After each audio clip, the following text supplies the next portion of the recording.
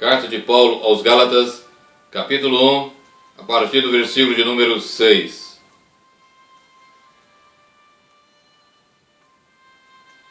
Maravilho-me de que tão depressa passasse daquele que vos chamou a graça de Cristo para outro evangelho, o qual não é outro, mas alguns que vos inquietam e querem transtornar o evangelho de Cristo.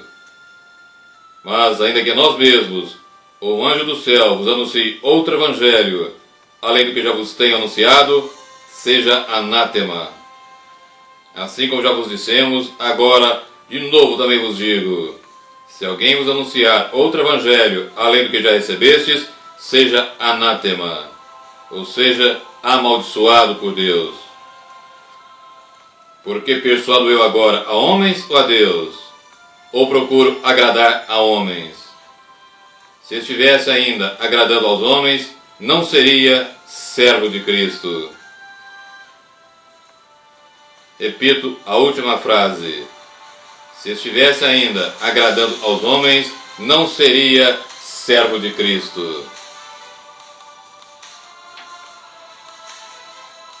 Evangelho da carne. Evangelho da carne é o evangelho da atualidade em 99% do atual meio cristão, infelizmente.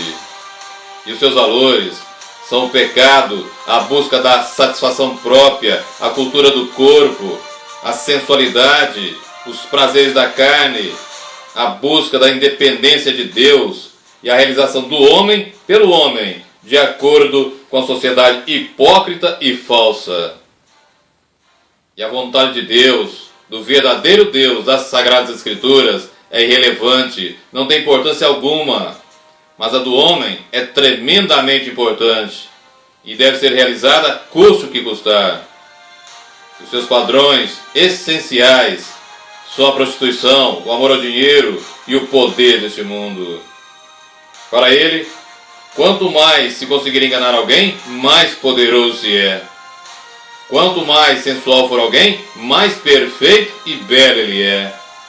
Pois para o evangelho da carne, o que realmente importa e interessa é a beleza externa, é a aparência e não a beleza, e a pureza interior e não a beleza do espírito. E assim, quanto mais se cultuar o corpo, mais santo esse alguém será. E segundo esse falso evangelho, não se deve viver segundo o espírito, mas segundo a carne, satisfazendo-a sempre. A avareza, o amor ao dinheiro, é a sua rainha, o poder deste mundo, o seu rei, e a prosperidade material, a sua princesa. E os seus principais locais de culto são as igrejas financeiras, e os pastores agiotas, os seus líderes e pregadores. Na realidade, as suas igrejas são empresas que têm a ignorância dos que se dizem cristãos como matéria-prima para se enriquecerem. E a ganância desses mesmos cristãos é o óleo que lubrifica as suas engrenagens. Para eles, o céu é inútil, pois acreditam que têm a sua melhor vida aqui e agora nessa terra. E o seu Deus se encontra em seus bolsos. Não é necessário fé, mas somente viver da aparência, pois basta ver e aprender a ser um grande empresário, a ser um grande homem de negócios.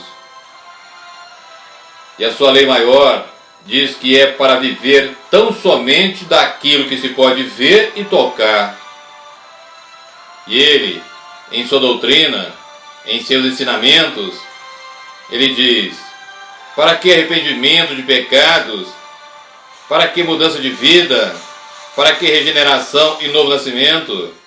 Se já somos fortes e poderosos nessa terra, se com o nosso Deus conseguimos tudo para sermos homens e mulheres cheios de riqueza, poder e dinheiro, se somos tão louvados e glorificados pelos homens como vivemos, e por que não satisfazer nossos desejos sexuais antes e fora do casamento, se eles nos dão tanto prazer e nos tornam homens e mulheres cada vez mais semelhantes àquilo que a sociedade quer e ama. Em outro de seus mandamentos, este Evangelho diz: para que ser santo? Para que ser justo? Para que ser íntegro?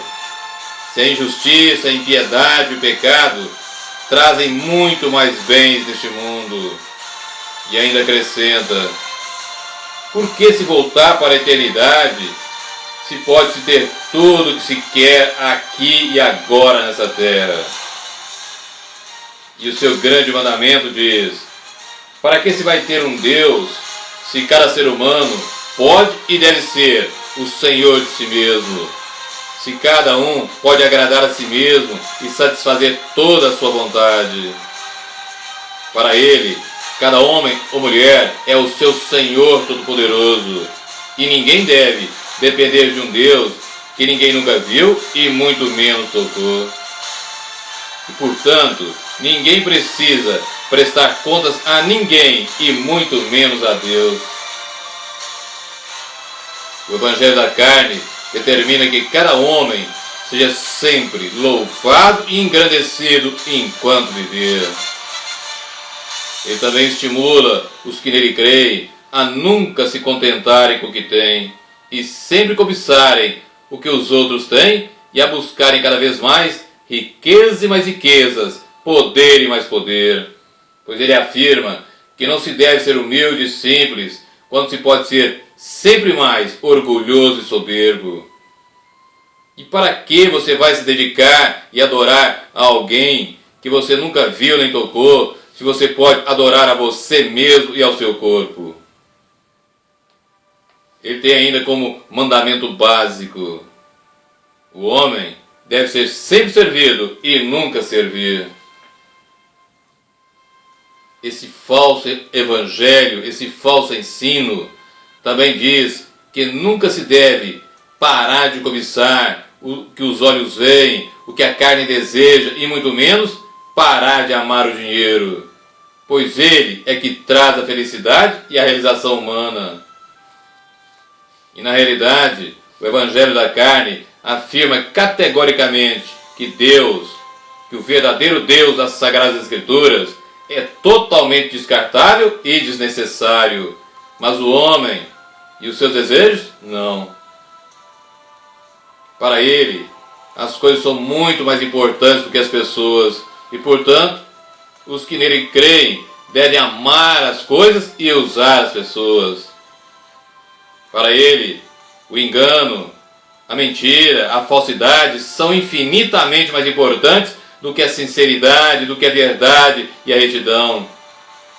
E quanto mais pessoas te servirem e serem escravos e servas suas, mais sábio você será.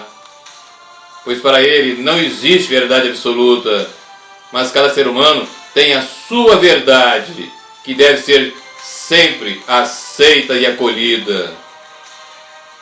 Pois na realidade, ninguém é igual a ninguém.